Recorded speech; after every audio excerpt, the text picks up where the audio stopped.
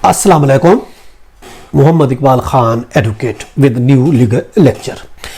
आज का जो हमारा लीगल लेक्चर है वो है drafting divorce deed, contract of divorce. कि डिवोर्स डीड को किस तरीके से हम ड्राफ्ट करते हैं, आज हम आपको बता रहे हैं तरीका ड्राफ्ट करने का। अगर आप वकील अंगेज नहीं कर रहे, बेहतर तो ये वकील अंगेज कर ले। नहीं कर रहे, अगर खुद आप करना चाह रहे हैं तो किस तरीके से ड्राफ्ट किया जाता है डिवोर्स डीड।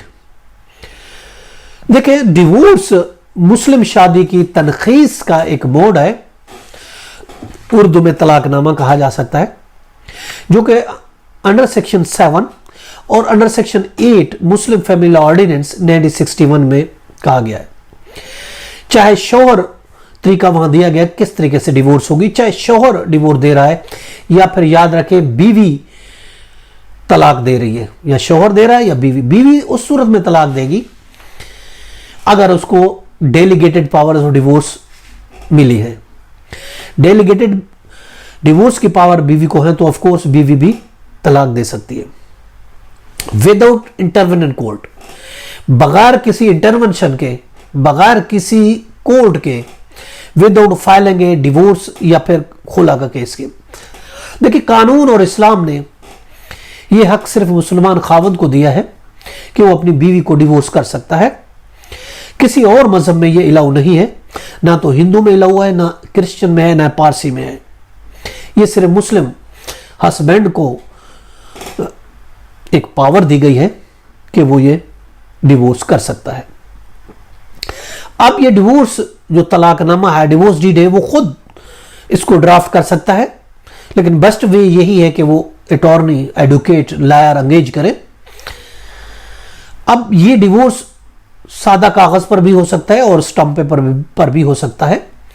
अगर हम इसके इंग्रेडिएंट देखते हैं तो इंग्रेडिएंट में यह है कि वो फुल सेंस में होना चाहिए, आकिल बालिग हस्बैंड होना चाहिए, और फिर दो गवाहों की मौजूदगी में,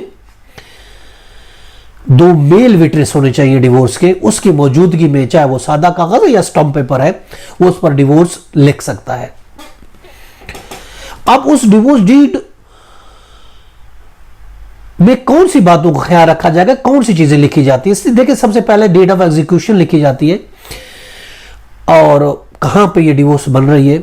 उसके बाद दोनों पार्टी उसके पार्टिकुलर्स लिखे जाते हैं, दोनों पार्टीज के नाम, पते, फादर नेम, डे, इसके अलावा CNAC नंबर उनका या पासपोर्ट नंबर है, और उसके अलावा उसमें लिखा जाएगा मैरिज की डेट लिखी जाएगी, और इसके अलावा हक महर के बारे में कितनी पेड हुई, कितनी नहीं हुई, दे रहे नहीं दे रहे, और इसके अलावा रीजंस ऑफ द डिवोर्स लिखी जाएंगी और वर्ड्स ऑफ डिवोर्स लिखे जाएंगे। याद रखें, वर्ड्स ऑफ डिवोर्स वाजे होने चाहिए, गैर मबहम नहीं होने चाहिए, क्लियर और वाजे होने चाहिए कि वाकई मैं डिवोर्स दे रहा हूं। यह जरूरी है, जरूरी। और यह जरूरी नहीं कि वो 3 डिवोर्स एक साथ लिखे, एक डिवोर्स भी लिख सकता है, मगर वो एक डिवोर्स के भी लफ्ज वाजे और क्लियर होने चाहिए।